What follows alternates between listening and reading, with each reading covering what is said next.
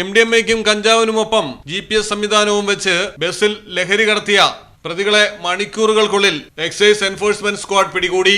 വയനാട്ടിലാണ് സംഭവം. Mananthavady excise circle പാർട്ടിയാണ് check പോസ്റ്റിൽ വെച്ച് ലക്ഷറി ബസ്സിൽ നിന്ന് 2 കിലോഗ്രാം കഞ്ചാവും 200 ഗ്രാം MDMAയും കണ്ടെത്തിയത്. ഒപ്പം പാഴ്സലിൽ GPS സംവിധാനവും ഉണ്ടായിരുന്നു. എന്നാൽ പ്രതികളെ പിടികൂടാൻ കഴിഞ്ഞിരുന്നില്ല.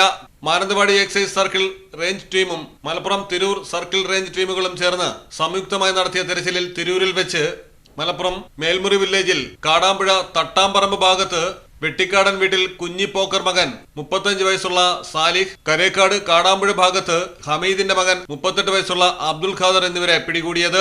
ഒന്നാം പ്രതി സാലിഹ് ബാംഗ്ലൂരിൽ നിന്ന് രണ്ടാം പ്രതി അബ്ദുൽ ഖാദറിന്റെ പേരിൽ ലഹരി വസ്തുക്കൾ പാഴ്സൽ മാർഗം ലക്ഷറി ബസ്സിൽ തിരൂരിലേക്ക് അയക്കുകയായിരുന്നു. സാലിഹ് മറ്റൊരു ബസ്സിൽ തിരൂരിലെത്തി അബ്ദുൽ ഖാദറിനോട് പാഴ്സൽ കൈപ്പറ്റാൻ നിർദ്ദേശം നൽകിയിരുന്നു. ശേഷം രാത്രി വൈകി തന്റെ വീട്ടിലെത്തിക്കാനും ആവശ്യപ്പെട്ടിരുന്നു. പ്രതികളുടെ നീക്കങ്ങൾ വ്യക്തമായി മനസ്സിലാക്കിയ Mananthavady excise team excise inspector Sasi കെയുടെ നേതൃത്വത്തിൽ തിരൂരിലെത്തിയാണ് പ്രതികളെ പിടികൂടിയത്. ലഹരി കൈമാറ്റത്തിനു വേണ്ടി ഉപയോഗിച്ചിരുന്ന വിവിധ ഫോണുകൾ പ്രതികളിൽ നിന്ന് കണ്ടെത്തിയിട്ടുണ്ട്. Reporter Jaseem Panamaram, Malayalam television, Wayanad.